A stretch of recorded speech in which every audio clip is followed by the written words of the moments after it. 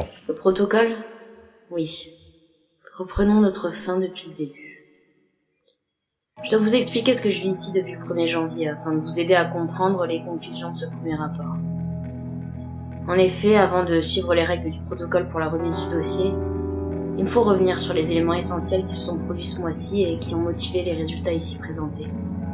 Je me suis réveillée dans ce complexe. Un dôme sécurisé sous la forme d'un loft, qui rompt ainsi tout contact avec l'extérieur, hormis les informations délivrées par Schrödinger. Pour nous, vous, Schrödinger, est une voix qui s'adresse à nous. Une voix qui nous explique le protocole dans les détails.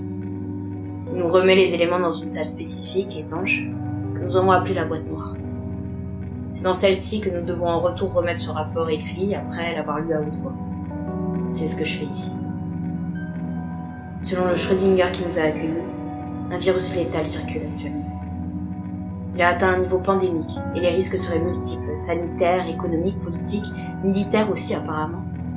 Selon cette voie, le virus est particulièrement contagieux et nous avons pu observer ces informations. Le virus conduit le système neurologique à un ralentissement de la réflexion, de l'empathie et une hyperexcitation du système nerveux central et de fait, à des comportements agressifs ou encore des arrêts cardiovasculaires. J'y reviendrai. Je ne suis pas la seule à demeurer ici de force. 11 autres personnes sont présentes. Nous sommes donc 12 au total, 6 femmes et 6 hommes. C'est ainsi que le protocole nous nomme les 12. Nous n'avons certainement pas été choisis au hasard. Toutefois, les critères de sélection ne nous sont pas communiqués, à l'exception de l'évidente complémentarité de nos compétences. Enfin, à part les miennes qui sont, inexistantes. Effectivement, de notre groupe de 12, je suis la seule à ne pas être scientifique ou chercheur d'université, un truc du genre. Je ne suis qu'une simple agente administrative d'un service de conseil juridique. Ah non. Excusez-moi, une autre non plus n'est pas scientifique, elle est médecin. Elle a donc toujours plus de bagages scientifiques que moi tout de même. Elle est certainement plus utile en tout cas. Nous sommes donc 12 personnes, 10 scientifiques, une militaire et moi. 12 mis à l'écart du monde afin de survivre et d'observer sur écran spécimens et données de l'évolution du virus et de la société. Pourquoi je ne peux pas être plus précise concernant les autres séquestrés ici ? Déjà car j'apprends à les connaître, petit à petit. Et surtout, parce qu'il nous a été simplement interdit de transmettre nos prénoms et noms pour nous identifier entre nous selon les mois de l'année. Janvier, février, mars, avril, mai, juin, juillet, août, septembre, octobre, novembre, décembre. Nos noms sont des mois, et les mois déterminent l'ordre de passage de délivrance sur rapport. J'y reviens rapidement. Le protocole est clair. Pendant les 12 prochains mois, au minimum, nous serons enfermés ici pour prendre les bonnes décisions, selon Schrödinger. Nous serons isolés afin d'être extérieurs à toute forme d'influence et de conséquences directes.